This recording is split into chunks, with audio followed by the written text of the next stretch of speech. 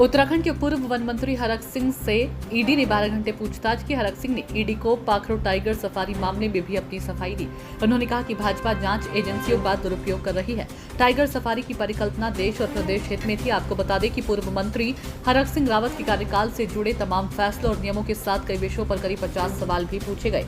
इसी साल फरवरी में भी उनके घर पर ईडी छापा मार चुकी है। इसी मामले में सीबीआई भी भ्रष्टाचार निवारण अधिनियम के तहत जांच कर रही है। विगत 14 अगस्त को सीबीआई भी हरक सिंह रावत से पूछताछ कर चुकी है। पूर्व मंत्री हरक सिंह रावत सोमवार सुबह 10:30 बजे ईडी कार्यालय पहुंचे थे और अधिकारियों ने करीब 11 बजे से पूछताछ शुरू की थी। घोटाले के संबंध में करीब 50 सवाल पूछे गए और ये पूछताछ 12 घंटे तक चली।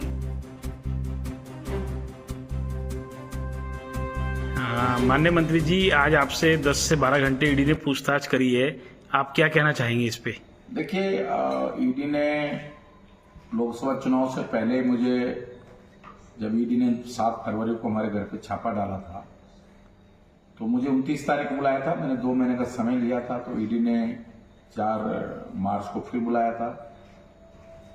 उसके बाद फिर 1 अप्रैल को बुलाया था, लेकिन फिर उन्होंने अपरिहार्य कारणों से रिजेक्ट कर दिया था कि भाई हम अभी नहीं बुला सकते आपको।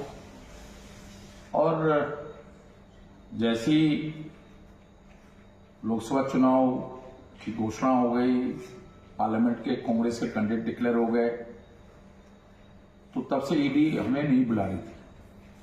अभी जिस तरह हमने ईडी के खिलाफ पूरे देश में कांग्रेस ने धरने प्रदर्शन किए, जिस दिन ईडी का 22 तारीख को घेराव का कार्यक्रम था, उसमें जिस तरह मेरे द्वारा बढ़ चढ़ के ईडी का घेराव किया गया, वहां ईडी के मुख्यालय के बाहर धरने पर भाषण दिया गया, कहीं न कहीं केंद्र की सरकार और भारतीय जनता पार्टी बैकफुट पे आई है। जिस तरह ईडी का, सीबीआई का, इनकम टैक्स का दुरुपयोग हो रहा है। हमारे माननीय राहुल गांधी जी ने जिस तरह पार्लियामेंट के अंदर कहा, माननीय अखिलेश जी ने जिस तरह पार्लियामेंट के अंदर कहा, और पूरे देश के अंदर जिस तरह माहौल बना है कि भारत सरकार और भारतीय जनता पार्टी केंद्रीय एजेंसियों का जिस तरह दुरुपयोग कर रहे हैं, लोगों को परेशान कर रहे हैं, लोगों को जेल भेज रहे हैं। जिन कानूनों के तहत आतंकवादियों को जेल भेजना चाहिए, जिन कानूनों के तहत देशद्रोहियों को, जो देश के खिलाफ षड्यंत्र कर रहे हैं, उनको जेल भेजना चाहिए, उन कानूनों के तहत आज विपक्ष के नेताओं को जेल भेजा जा रहा है, उनकी जांच की जा रही है। और ऐसा माहौल अगर आज देश में बन रहा है, जैसे आपातकाल जैसी स्थिति आज देश के अंदर हो गई है। आज सीबीआई की, मैं देखे ईडी के अधिकारियों से हमारी कोई नाराजगी नहीं है, क्योंकि उन तो नौकरी कर रहे हैं, उनको जो निर्देश होते हैं। लेकिन आज जिस तरह ईडी ने मुझसे 11-12 घंटे बातचीत पूछताछ की है, पाखरो टाइगर सफारी उत्तराखंड के लिए एक बहुत अच्छा प्रोजेक्ट है। पाखरो टाइगर सफारी बननी चाहिए, और ऐसे अच्छे प्रोजेक्ट के लिए ईडी क्या, सीबीआई का कोई भी एजेंसी अगर मुझे सजा देने के लिए तैयार है, दुनिया की कोई भी अदालत, देश की कोई भी अदालत मुझे सजा देने के लिए तैयार है, तो मैं उस सजा को भुगतने के लिए तैयार हूं, क्योंकि मैंने एक अच्छे उद्देश्य के लिए काम किया, उत्तराखंड के भले के लिए काम किया। पाखरो टाइगर सफारी बनने से जीव जंतुओं का भी संरक्षण होता। जो बुजुर्ग टाइगर होते हैं, शिकार नहीं कर पाते हैं, उनको इन बाड़े में रखा जाता, उनकी उम्र बढ़ती, और उन टाइगर को देखने के लिए जो लोग टूरिस्ट आता, उससे लाखों लोगों को रोजगार मिलता। आज ये पाखरो टाइगर सफारी अगर बन गई होती, तो दिल्ली से लेकर कोटद्वार तक, जौलीग्रांट से लेकर कोटद्वार तक, हरिद्वार के रेलवे स्टेशन से लेकर कोटद्वार तक होटल, रेस्टोरेंट और बड़ा कारोबार खुलता, टैक्सियां चलती, एयरलाइंस को फायदा होता, होटल्स को फायदा होता, प्रत्यक्ष अप्रत्यक्ष रूप से लाखों लोगों को रोजगार देने का काम पाखरो टाइगर सफारी करता।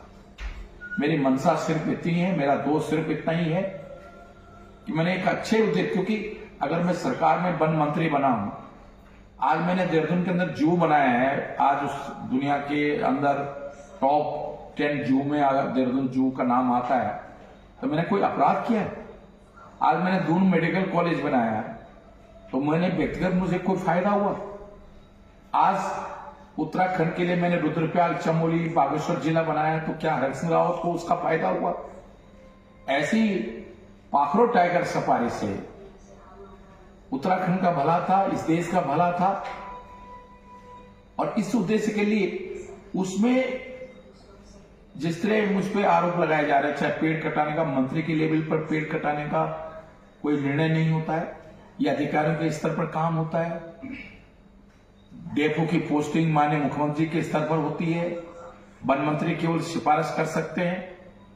तो जो भी आरोप मुझ पे थे, आज मैंने ईडी के सामने सारे दस्तावेज के साथ उनको सारे तथ्य और दस्तावेज उनको दिए हैं और उनसे कहा है कि अब मेरा कहीं भी 1% भी दोष है, मैं कह रहा हूं 99.9% नहीं, 0.1% भी अगर हरक सिंह रावत का दोष पाखरो टाइगर सफारी में मिल जाए, सिवाय 2 जनरेटर के, और मेरे बहुत सारे लोग कहते हैं जनरेटर, भाई मैं मंत्री था उस समय, हालांकि मेरी जानकारी के बिना ये जनरेटर दिए गए थे। कोविड का समय था, मैं जहां कैंप कर लेता छिदरवाला में, और जहां मेरा उस समय कोविड की वजह से मैं अपने घर पे यमुना कॉलोनी नहीं रहता था, मैं कोविड सेंटर था हमारा, हॉस्पिटल वहां रहता था, मेरी जानकारी के बिना ये जनरेटर लगाए गए थे। लेकिन जिस विभाग का जो विभाग मंत्रियों को सामान देता है, उसकी जिम्मेदारी होती है कि जब वो मंत्री पद से हट जाए तो वो सामान वापस मांग लेते हैं। अगर हमने वन विभाग ने जनरेटर वापस मांगे होते और हमने नहीं दिए होते, तब हमारा अपराध था। तो मैं इसलिए कह रहा हूं कि एक 6000 पेड़ तो क्या मैंने पहले भी सुप्रीम कोर्ट को, माननीय सुप्रीम कोर्ट को पहले भी लिख के भेजा था। एक टहनी